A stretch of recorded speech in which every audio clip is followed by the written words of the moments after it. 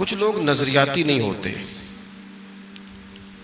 بس صبح نکلے ہیں، پیسہ کمانا ہے، شہرت حاصل کرنی ہے، کچھ تھوڑا سا اپنی جائیداد میں، مال و دولت میں اضافے کا شوق پیدا کرنا ہے، اسی کے گرد ان کی زندگی گھومتی ہے۔ پھر انہیں جس طرح ہر تاجر آدمی کو، ہر کاروباری بندے کو دنیا کے ساتھ بدلنا پڑتا ہے، ان لوگوں کو بھی بدلنا پڑتا ہے، کیونکہ نظریاتی نہیں ہوتے، چونکہ مقصود صرف سودا بیچنا ہے۔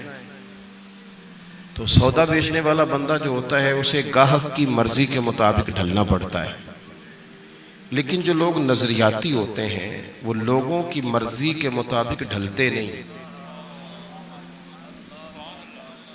بلکہ وہ اپنے مطابق لوگوں کو ڈھال لیتے ہیں۔ یہی پیغام پیغام کربلا ہے، یہی پیغام پیغام اولیاء ہے، اور یہی وہ درس ہے جو صفہ کے چبوترے سے پھوٹتا ہے اور پوری امت میں تقسیم ہوتا ہے۔ نظریاتی زندگی، نظریاتی سوچوں پر غلبہ نظریے کا۔ اسلام ایک نظریہ ہے، یعنی اسلام ہمیں یہ سوچ دیتا ہے کہ رازق تمہارا اللہ ہے، مالک تمہارا اللہ ہے، فیصلہ کرنے والا، یہ اسلام نظریہ دیتا ہے۔ جب بندہ نظریاتی ہو جاتا ہے نا، نظریاتی کہ مجھے روزی دینے والا اللہ ہے، پھر غور کرے میں کیا کہہ رہا ہوں، جب اسے انشراح صدر حاصل ہوتا ہے کہ اللہ نے روزی دینی ہے، تو پھر اس کی ساری دکان گاہکوں کے بھری ہوئی ہو نا، ساری، اور مہنگا ترین سامان خریدنے والے گاہک موجود ہوں، تو اذان ہو جائے تو وہ دکان اس لیے بند کر دیتا ہے کہ روزی گاہک نے نہیں دینی، روزی تو اللہ نے دینی ہے، چھوڑ کے چلا جاتا ہے۔ نظریاتی آدمی ہے، اس کی ایک سوچ ہے، وہ سوچ کے مطابق وقت گزارتا ہے۔ جب نظریاتی لوگ ٹائم گزارتے تھے دنیا میں، فکری لوگ، اچھا یہ ضروری نہیں ہوتا کہ جو بندہ نظریاتی ہے اس کی بات فوری طور پر تسلیم بھی کر لی جائے، یہ بھی ضروری نہیں، لیکن امام علی مقام سیدنا امام حسین رضی اللہ تعالیٰ عنہ قربانی دے گئے، شہادت ہو گئی، بچوں سمیت نثار ہو گئے دین پر، لیکن یزید تو 4 سال پھر بھی حکومت کر گیا۔ اگلے دن انقلاب نہیں آیا، اس نے 4 سال وقت گزار لیا۔ معنی کیا ہے کہ نظریہ قائم کر جائیں زندگی میں، ایک نظریہ چھوڑ جائیں۔ 4 سال وہ حکومت پہ رہا، لیکن آج بھی کوئی اپنے آپ کو اس کا وارث کہنے کو تیار، جن کا دل بھی کرتا ہے نا بڑا اس کے قریب ہونے کو، وہ بھی ذرا جھچک کے نام لیتے ہیں۔ اور ہم سے نہ رقم ہوں گے قصیدے یزید کے، ہم لوگ تو حسین کے سیرت نگار ہیں۔ یہ ضروری نہیں کہ سویرے آپ کا نظریہ غالب آ جائے، ٹائم لگتا ہے، وقت لگتا ہے۔ کبھی حضرت یوسف کو جیل بھی جانا پڑتا ہے، لگ جاتا ہے وقت، لیکن یہ تو اللہ کی قدرت ہے نا، جس ملک کے قیدی ہیں اسی ملک کا رب نے انہیں حکمران بنا دیا ہے۔ تو زندگی نظریاتی ہونی چاہیے، کچے پکے فیصلے، صبح کچھ سوچنا، دوپہر کچھ سوچنا، رات کوئی اور ارادہ کرنا، کوئی ساری زندگی طے ہی نہ کرنا کہ دراصل میں کیا ہوں، مجھے کدھر جانا ہے، میرا منصوبہ کیا ہے، میری مقصود حیات کیا ہے، کوئی ایسی ترتیب ہی نہ لگانا۔ میں نے دیکھا ہے بڑے بڑے باصلاحیت، باوقار، وزادار لوگ، لیکن وہ کوئی کام نہیں کر پاتے۔ وجہ کیا ہے؟ وجہ صرف اتنی ہے کہ اپنے اوقات کو قیمتی نہیں بنایا جاتا۔ جو لوگ نظریاتی تھے وہ پھر کسی جگہ الجھے نہیں۔ رستے میں بڑی بڑی گاڑیاں آتی ہیں جب بندہ سفر کر رہا ہوتا ہے، بڑے بڑے بنگلے بھی آتے ہیں، لیکن اگر تو اس کی کوئی منزل ہے تو پھر وہ کسی بنگلے کو دیکھ کر رکتا نہیں، کسی گاڑی کو دیکھ کر وہ رکتا نہیں، بلکہ وہ بڑھتا چلا جاتا ہے، بڑھتا چلا جاتا ہے۔ وہ کہتا ہے سانو تخت ہزارے دی لوڑ کیے، نالے کی لگے شہر ببول دے نال، اسی تے اپنی بال کے سیکنے ہیں، سانو کی لگے کسی اور دے نال۔ نظریاتی لوگ سفر کرتے ہیں، جد و جہد کرتے ہیں۔ نبی پاک صلی اللہ تعالیٰ علیہ وآلہ وسلم نے انسان کو دنیاوی معاملات گزارنے سے منع نہیں کیا۔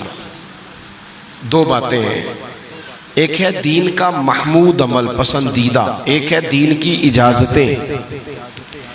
دین کی اجازت یہ ہے کہ آپ کے پاس کروڑوں روپیہ ہے تو آپ بہترین کوٹھی بنائیں، آپ کے پاس جائز پیسے ہیں تو مہنگی ترین گاڑی میں بیٹھے، اجازت ہے دین کی۔ لیکن ایک ہے رسول پاک کا اپنا طریقہ، ایک ہے نبی پاک کی اپنی سوچ، حضور کا اپنا طرز حیات۔ وہ کیا ہے؟ حضرت عمر اپنے مزاج کے لحاظ سے طبعاً سخت آدمی ہے اور سخت اصول پر ہیں، ضدی سخت نہیں، اصولوں پر سخت ہیں۔ اور صحیح بخاری میں موجود ہے حضرت عمر نبی پاک صلی اللہ علیہ وسلم کی زیارت کرنے گئے تو یہ ایسے ہی فٹافٹ رو دینے والے آدمی نہیں تھے۔ حضور کی زیارت کی تو محبوب آرام فرماتے، حضور اٹھے، نبی پاک اٹھے حضرت عمر سے ملنے کے لیے تو ذرا کمر مبارک سے کپڑا ہٹا تو موٹے موٹے بان کی چارپائی ہوتی ہے نا کہ مونجدی منجی آکی دسی، اس کے نشان حضور کی کمر مبارک پر۔ اب حضرت عمر فاروق رضی اللہ تعالیٰ عنہ اس درد میں رو پڑے، عرض کی یا رسول اللہ صلی اللہ علیہ وسلم کیسر و کسریٰ تو اتنی موج کر رہے ہیں اور آپ یہاں اس تکلیف میں۔ ایک بات اور بھی آپ ذہن میں رکھیں کہ حضور کا فقر اختیاری ہے، توجہ ہے میری بات پر آپ دوستو۔